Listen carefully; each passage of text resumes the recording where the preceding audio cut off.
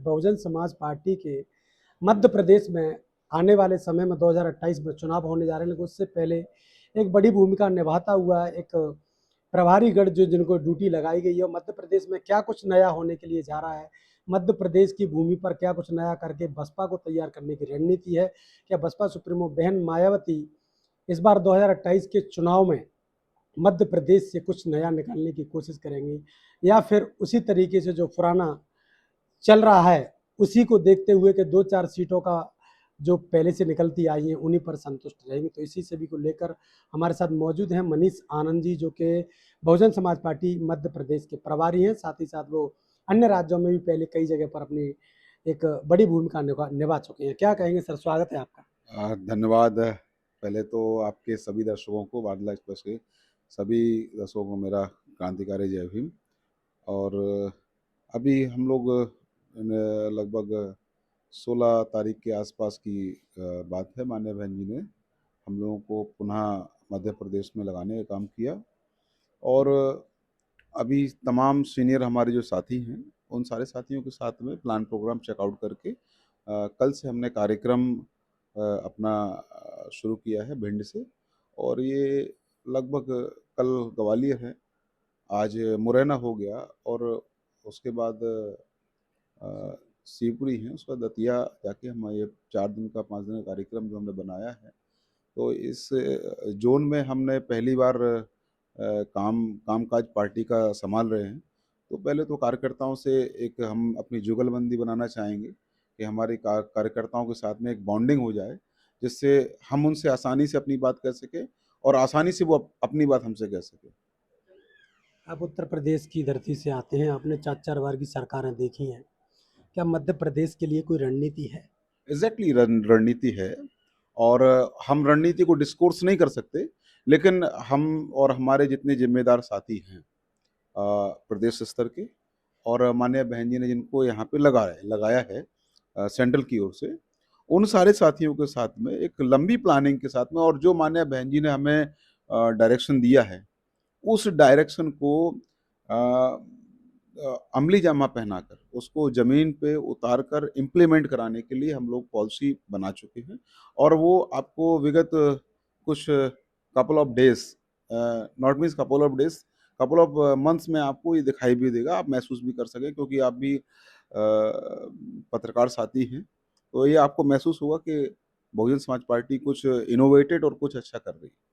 मध्य प्रदेश में जब से पार्टी शुरू हुई 1984 थी, कुछ ना कुछ लेके आती थी, लेकिन ऐसा पहली बार आया कि 2020 के बाद मध्य प्रदेश में 2023 के चुनाव में और जीरो लेकर आई। तो बसपा का इस पर क्यों समीक्षा नहीं करती कि इसका कारण क्या रहा है? खासकर जो चंबल संभाग है, ग्वालियर है, इसमें बसपा बहुत मजबूत थी, लेकिन यहाँ का क्या कारण रहा है? इस पर कभी समीक्षा हुई है या करने की कोशिश है, या क्या प्रक्रिया है? नहीं, देखिए, मैं जब यहाँ इलेक्शन लड़ा जा रहा था, तो मैं उस समय छत्तीसगढ़ में इलेक्शन को मैनेज कर रहा था।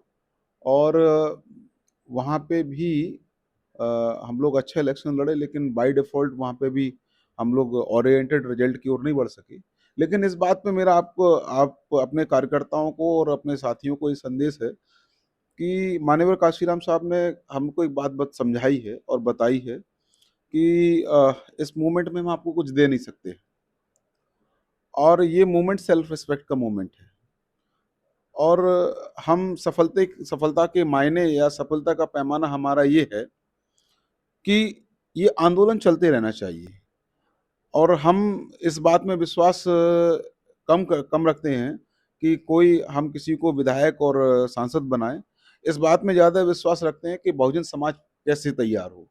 तो मुझे ऐसा लगता है कि विधायक और सांसद तो इस मूवमेंट की सेकेंडरी कड़ी है, लेकिन प्राइमरी कड़ी ये है कि हमें इस मूवमेंट को जिंदा रखने के लिए अपने कार्डर, अपने वर्कर को खड़े खड़े करने की ज़रूरत है। तो हम उस ओर काम कर रहे हैं। और रही समीक्षा की बात जो आप बोल रहे हैं, तो मैं आपको बहुत ज़िम्मेदारी से इस बात को बता रहा हूँ कि माननीय बहन जी सीनियर कार्यकर्ताओं के साथ, सीनियर अपने वॉलंटियर्स के साथ, सीनियर अपने लेफ्टिनेंट्स के साथ में घंटों समीक्षा करती हैं। और समीक्षा ही नहीं करती बहन जी, समीक्षा के बाद उस पे इम्प्लीमेंट भी करती हैं। अब रही बात कि परिणाम और क्यों तब्दील नहीं हो पाए, तो कुछ हमारी कमियाँ रही होंगी। तो मैं अपने कार्यकर्ताओं को इस चैनल के माध्यम से विश्वास दिलाता हूँ कि जो कमियाँ रह गई हैं, उन कमियों से सबक लेकर हम आगे आने वाले समय में जब भी जनरल इलेक्शन होंगे, असेंबली के और पार्लियामेंट के और लोकल बॉडीज़ के, तो हम लोग बहुत यूनाइट होके और बहुत प्लानिंग के साथ में और बहुत डेडिकेशन के साथ में एक बार फिर से जो भरोसा हमारे कार्यकर्ताओं को का टूटा है, उस भरोसे को दोबारा हम लोग बनाने का काम करेंगे, दोबारा मजबूत करने का काम करेंगे। किस प्रकार से रहेगा मध्य प्रदेश में, तो अभी कुछ भी नहीं है आपके पास में। मैं आपको बता चुका हूँ ना कि ये हमारे लिए ये महत्वपूर्ण नहीं है कि हम सांसद विधायक या डीडीसी बीडीसी या हम कॉरपोरेशन के मेंबर बना लोग पाए। रिजल्ट को पसंद करते हैं ना, लोगों एग्जैक्टली का मानना तो यही रहता है ना। एग्जैक्टली मैं आपकी बात से सहमत हूँ ना। ये इसको मैंने आपकी आपकी बात को कब डिनाई किया कि लोग रिजल्ट को नहीं रिजल्ट की बात नहीं करते। बिल्कुल रिजल्ट की बात करते हैं। बिल्कुल मैं इस बात को स्वीकार करता हूँ। लेकिन हम मैं आपसे क्या क्यों बोल रहा हूँ? क्योंकि हम सारी चीज़ों को अगर जब बात करते हैं, तो हम जब मंच पे या अपने कार्डर में या अपने लोगों के बीच में जब हम बात करते हैं, तो हम बोलते हैं कि ये पॉलिटिकल मूवमेंट से पहले सेल्फ रिस्पेक्ट का मूवमेंट है। आंदोलन की पार्टी है ये, महापुरुषों की आंदोलन की पार्टी है। तो हाँ, हमें और ऑर्गेनाइज पॉलिटिक्स को भी हमें कैरी ऑन करना है, इसको मैं डिनाई नहीं कर रहा हूँ। लेकिन हमें ऑर्गेनाइज पॉलिटिक्स के साथ-साथ मूवमेंट को भी हमें खड़ा रखना है, मूवमेंट को भी ज़िंदा रखना है। नहीं तो माननीय काशीराम साहब ने कहा था, चेताया था अपने समाज को, अपने बहुसंख्यक समाज को कि नीला झंडा लेकर और नीले गमछे को लेकर नीले रंग को कोई भी चला आएगा, लेकिन तुमको बहकना नहीं है। तुमको बहकना नहीं है। जो नीला झंडा और जिस पे हाथी निशान होगा, वही ये समझ लेना कि तुम्हारा सच्चा साथी, सच्चा हितैषी, सच्चा मिशनरी है।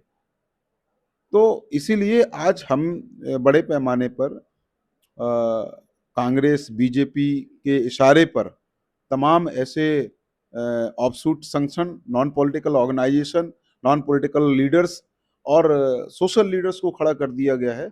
उनको ये उनको एक टारगेट दिया गया है कि बहुजन समाज पार्टी को कैसे भी करके डाउन ट्रैक किया जाए। तो हमारी ज़िम्मेदारी ये बनती है कि हम ऑर्गेनाइज्ड पॉलिटिक्स के साथ-साथ इलेक्टोरल पॉलिटिक्स के साथ-साथ ऑर्गेनाइज्ड पॉलिटिक्स को भी हम मजबूत करने का काम करें। बसपा का जो नारा था, जय भीम, जय बसपा, जय संविधान, अब ये तमाम नारे अन्य पार्टियां भी लगा रही हैं, और एग्ज़ैक्टली। नीले साड़ी, हाँ, नीले पट्टे सभी लोग। हाँ, हाँ। तो जो बहुजन वोटर है वो तो कहीं ना कहीं गुमराह हो रहा है, तो उसको कैसे रोक पाओगे। देखिए पहले तो आपको एक आपके चैनल के माध्यम से आपके जो खास तौर से अम्बेडकरवादी लोग हैं, अम्बेडकरवादी कम्युनिटीज़ के लोग हैं, मैं आपको बहुत स्पष्ट बात बताऊँ। जब इस देश में संविधान के बारे में और बाबा साहब के बारे में लोग लंबे अंतराल के बाद भूल गए थे 1956 के बाद, तो बहुजन समाज पार्टी और उनके बहुजन समाज पार्टी के संस्थापक और बहन कुमारी मायावती जी, इसको बहुत मैं ज़िम्मेदारी के साथ में बोल रहा हूँ। घर-घर तक अगर संविधान पहुँचा है, संविधान के अनुच्छेद पहुँचे हैं, बाबा साहब की स्टैच्यू पहुँची है, तो बहुजन समाज पार्टी के बदौलत पहुँची। अब आप कहें कैसे पहुँची? तो हमने अम्बेडकर मेला लगाया, हमने पेरियार मेला लगाया, हमने छत्रपति साहू जी महाराज के नाम पर मेला लगाया। इसलिए आज ये इनकी मजबूरी बन गई है और ये खुले मन से माननीय काशीराम साहब ने कहा था कि मैं इस देश में बिना बाबा साहब के बेटों के बगैर राजपाट चलने नहीं दूँगा। तो आज वो मजबूरी बन गई इनकी नीला गमछा डालने, नीला साड़ी पहनने की, संविधान को सर पे उठाने की, बाबा साहब के स्टैच्यू कंधे पे उठाने की।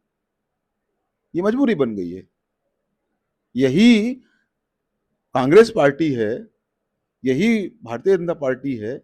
जब कांग्रेस पार्टी रूलिंग कर रही थी, तो बाबा साहब को जीते ही सम्मान नहीं दिया और लोकसभा जब इलेक्शन आया जनरल इलेक्शन, तो जनरल इलेक्शन में संविधान याद आ गया, बाबा साहब याद आ गए इनको। यही कांग्रेस पार्टी है। यही भारतीय जनता पार्टी है जिन्होंने इस देश में विषमता भरी समाज में विसंगति पैदा करने का काम किया, और हमारे महापुरुषों के जीवन संघर्ष से हमने उनसे प्रेरणा लेके, मानव काशीराम साहब से और महन जी से प्रेरणा लेके इस बिखरे हुए समाज में भाईचारा पैदा करने का काम किया हमने। तो हम तो वर्ग बनाने पे विश्वास करते हैं। हमने वर्ग बनाया, कौन सा वर्ग? बहुजन समाज वर्ग। आज उसी वर्ग को यही कांग्रेस और बीजेपी के इशारे पे तमाम ऐसे पिट्ठू हैं, तमाम ऐसे ऐसे चमचे हैं जो इसको वर्ग को तोड़ने का काम कर रहे हैं। मध्य प्रदेश में क्या कुछ तैयारियां हैं और कितनी सीटों की सोचा है कि अब मध्य प्रदेश में ये कुछ तैयारियां और इसके बाद इतनी सीटों पर हमारा फुल टारगेट है, क्योंकि 230 हैं, उसके बाद बढ़ भी सकती हैं कुछ सीटें, तो क्या कुछ है? देखिए, ये अपनी प्लानिंग डिस्कोर्स नहीं करेंगे पहले तो, लेकिन हाँ इतना विश्वास दिलाते हैं कि इस बार मध्य प्रदेश में ओरिएंटेड होगा, पॉजिटिव होगा और कलेक्टिव होगा, सामूहिक कलेक्टिव रिजल्ट की बात कर रहा हूं मैं। और हम यूनाइट होकर इलेक्शन को तैयार करेंगे। आगे मैं पहले बोल चुका हूं कि जो हमसे गलतियां हुई हैं या जाने अनजाने में हो गई हैं, उन सारी गलतियों से हम सबक लेकर